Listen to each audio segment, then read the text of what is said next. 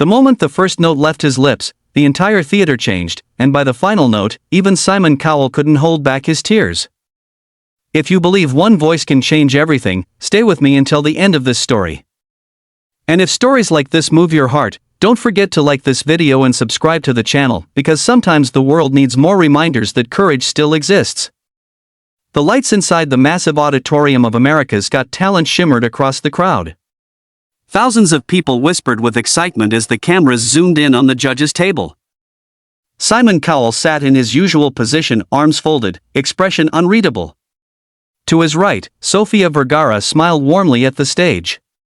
Heidi Klum adjusted her microphone, and Howie Mandel leaned forward with curiosity. The host, Terry Crews, stood backstage next to a small, nervous boy who looked far younger than the bright lights suggested he should be. He was 12 years old. His name was Miguel Santos. He wore a simple white button-down shirt tucked into neatly pressed black trousers. His hair was cut short on the sides with a slight wave on top, combed carefully as if someone had taken extra time that morning. In his hands, he held nothing, no guitar, no microphone yet, just quiet determination. "Why did you come here today?" Terry asked gently. Miguel swallowed. "I want to make my parents proud," he said in a soft Filipino accent. "And I want to sing for my country." Back in the auditorium, Simon raised an eyebrow when Miguel stepped onto the stage alone. "What will you be singing for us?" Simon asked. Miguel took a deep breath. "I will sing Lupang Hinirang." A murmur rippled through the audience. Some didn't recognize the title. Others did. It was the national anthem of the Philippines.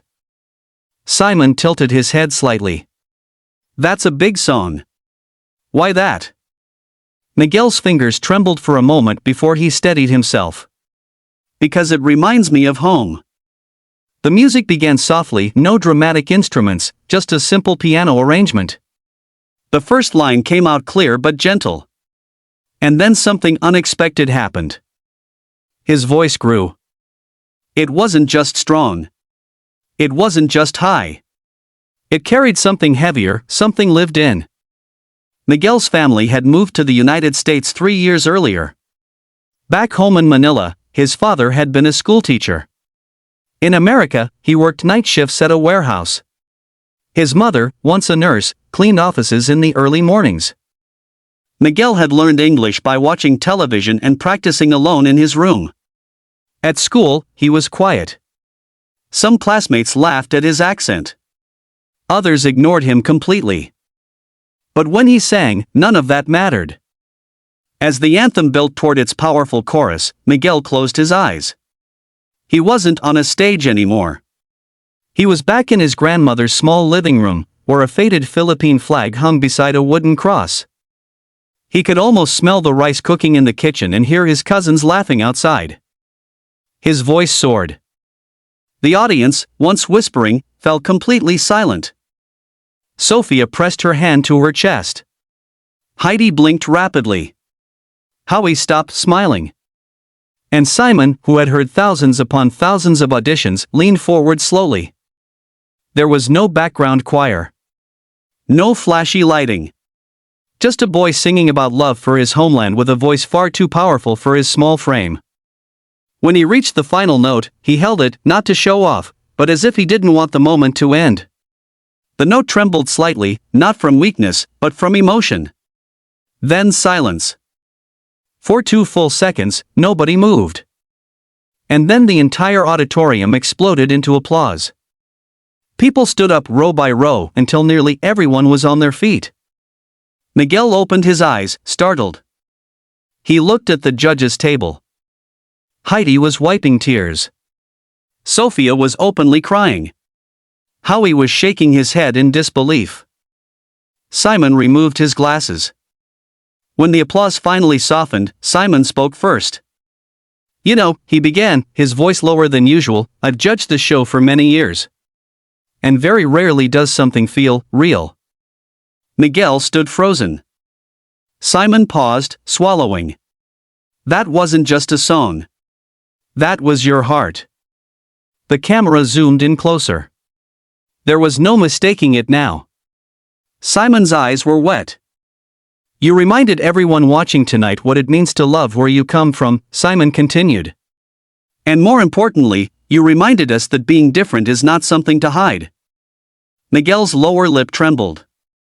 Sophia leaned into her microphone. You made every Filipino around the world proud tonight, she said softly. Heidi nodded. And you made everyone else proud too. Then came the moment. Simon glanced at the other judges. Slowly, deliberately, he reached toward the golden button in front of him. The audience gasped. Miguel's hands flew to his mouth. Simon pressed it. Gold confetti rained down from above as the crowd roared louder than before. Miguel stood frozen under the sparkling storm, tears streaming down his face. Backstage, his parents collapsed into each other's arms. His father covered his face, sobbing openly. His mother whispered, Salamat, Dios, thank you, God. Miguel dropped to his knees on stage, overwhelmed. Terry rushed out, lifting him into a tight hug as golden paper fluttered around them like sunlight made solid. But the real miracle wasn't the golden buzzer. It was what happened afterward. Clips of Miguel's performance spread across social media overnight. Messages poured in from the Philippines, from teachers, soldiers, nurses, overseas workers watching on tiny phone screens during break times. Many wrote that they hadn't heard their anthem sung with such emotion in years. At school, something changed too. The same students who once teased him now asked for selfies.